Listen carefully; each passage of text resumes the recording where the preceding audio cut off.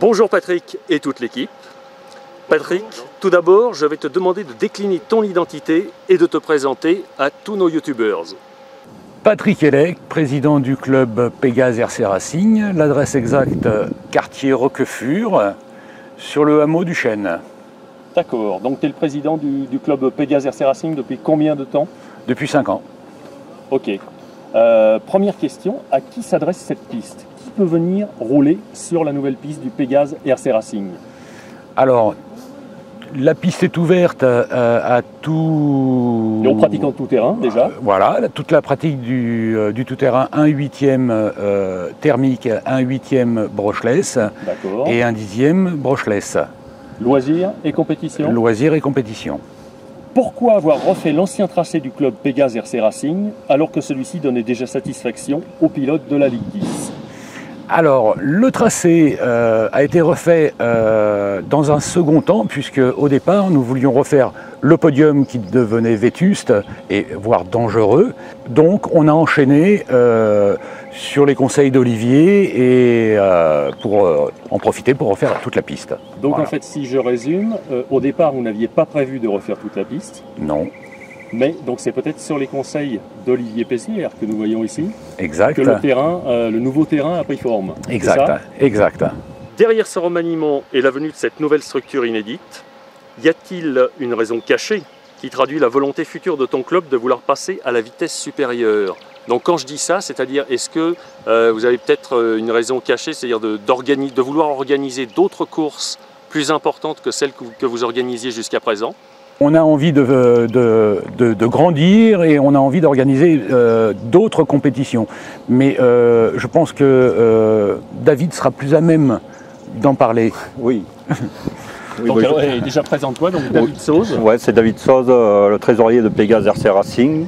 Oui. Ça fait 5 ans aussi que je suis dans le club. Nous, notre idée, je veux dire, c'est peut-être un CFB dans l'avenir. Donc l'ambition, ce serait de prendre une manche de championnat de France de CFB. CFB, oui. Ça, c'est quelque chose qui pourrait se faire d'ici quoi? L'année prochaine, 2 ans? Tout dépend si on va être prêt, parce qu'il y a beaucoup les infrastructures, il faut qu'ils nous les permettent.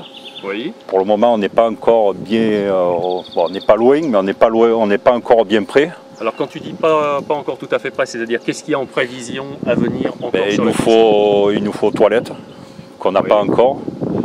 Et puis c'est tout. Donc une manche de championnat de France B pourrait voir le jour ici. D'autres courses peut-être, du style course inter, endurance ou des choses comme ça? Endurance peut-être. Donc justement, j'aimerais que tu nous parles maintenant des travaux qui ont eu lieu ici. Concrètement, qui a participé à la réfection de la piste?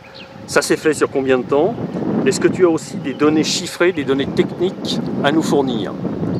Alors pour le temps, on a attaqué ça au mois de décembre. Il faut dire qu'on est parti de, je pense, -1. Pour moi, c'est -1 parce que on pourrait dire 0, mais il a fallu tout démonter, les anciennes infrastructures et tout. Alors du coup, nous, on se dit qu'on est passé de -1 à ce qu'il y a maintenant. Oui. Qui a participé les entreprises surtout, donc s'il y a des entreprises locales qu'on peut citer. Il y a des entreprises locales. On peut citer l'entreprise. La grosse entreprise, c'est Olivier Pessière, je veux dire, ça c'est sûr que c'est lui qui a fait tout ça, quoi. Je veux dire, voilà. Olivier Pessière, mesdames et messieurs, qui est aussi un pilote émérite de tout-terrain 8e thermique depuis les années 80, en Ligue 10.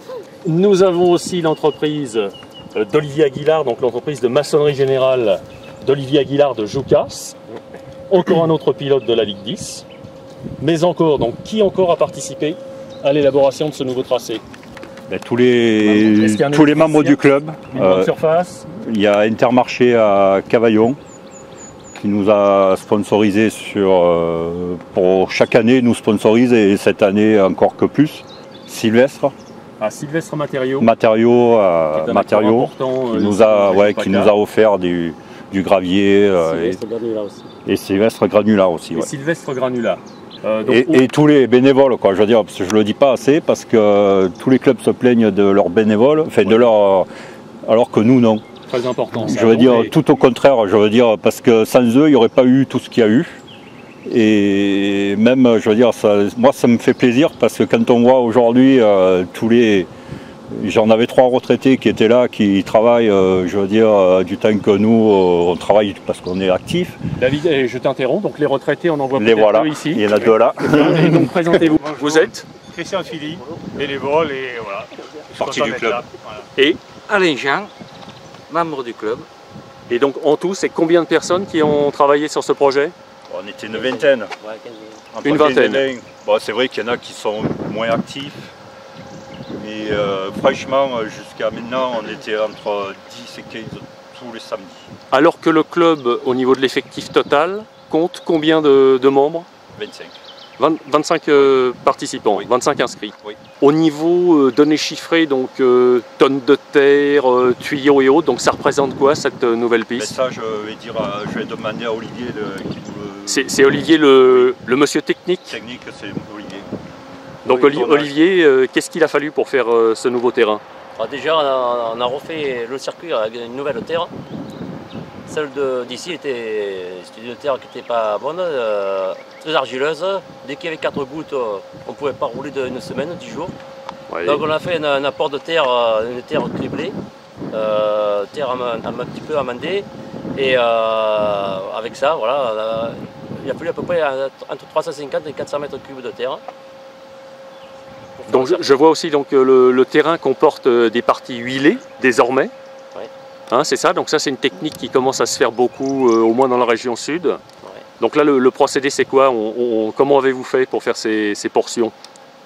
Ah ben, déjà, le terrain est hyper compacté, on a mis de l'huile de partout pour justement bien lier la terre. Et le but donc de cette manœuvre c'est quoi? C'est d'éviter une dégradation du... Oui, que la dégradation soit plus lente. D'accord. Voilà, avec les grosses pluies, les orages, ça attaque beaucoup moins la terre. Et en tout sur le projet, donc vous avez travaillé pendant combien de semaines ou combien de mois? À peu près 5 mois. Voilà, tous les week-ends. Le plus long, ça a été la porte de terre et les mises en forme de la piste, les bosses, et ensuite le reste, ça a été la moquette et les gaines. Parle-nous maintenant du programme à venir pour 2019 et notamment donc, au niveau des courses. Qu'est-ce qui va se passer donc, sur ce nouveau circuit? Alors la première course elle, va être le 9 juin en E8e TT thermique et brushless. Oui. Le Donc, suivi ça, David, c'est la première régionale. première régionale En région PACA en PACA, Ligue ouais. 10. Oui. Oui. Après il va y avoir un 10e le 23 juin. Donc course 1/10e électrique électrique. Ouais. le 23 juin 2019. Voilà. Et après, il nous restera une 1/8e le 1er septembre, Oui. Thermique thermique et brushless. jusqu'au restant de l'année, donc ce sera tout, c'est déjà pas mal. Pour nous, ça sera tout, oui. Et donc pas de nouvelles courses ou d'autres courses déjà en prévision pour l'an prochain. Pas pour le moment. On y pense, mais il faut qu'on voie un peu tout le monde, et non, pas pour le moment. Alors petite question indiscrète, les langues, certaines langues se sont déjà déliées. J'ai entendu dire que vous pourriez organiser un grand prix tout terrain. Qu'en est-il exactement? En voilà une question qui est bonne. La langue, les langues, je veux dire, non, c'est vrai qu'on y pense, quoi. Je veux dire, bon, après voilà, il faut mettre en œuvre, on veut voir déjà la piste, comment elle se comporte. Oui. Une fois qu'on aura bien vu, ben pourquoi pas, quoi. Je veux dire, on est prêt à faire beaucoup de choses. Je veux dire, nous, maintenant, jusqu'à maintenant, on a été super motivés. C'est plus une course qui va nous faire peur, quoi. Je veux dire, avec ce qu'on a fait, on n'est plus à préparer une course. Est-ce qu'on peut parler peut-être d'un grand prix tout terrain, à l'instar des grands prix qui se font à Montpellier ou à Pierrefeu, peut-être pas en 2020, mais peut-être en 2021? Ce serait peut-être envisageable? Oui. Oui. 2021, oui. Ok. 2020, non, mais 2021, oui.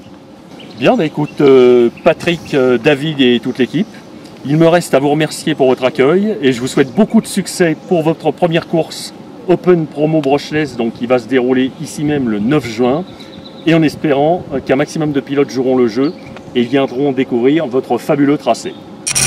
Une compétition à suivre sur le site Auto RC News Modélisme et sur la chaîne YouTube du même nom, la chaîne Auto RC News. Si vous avez aimé cette vidéo, n'oubliez pas de mettre un pouce bleu pour la liker et abonnez-vous à la chaîne Auto RC News bien sûr. Ciao ciao!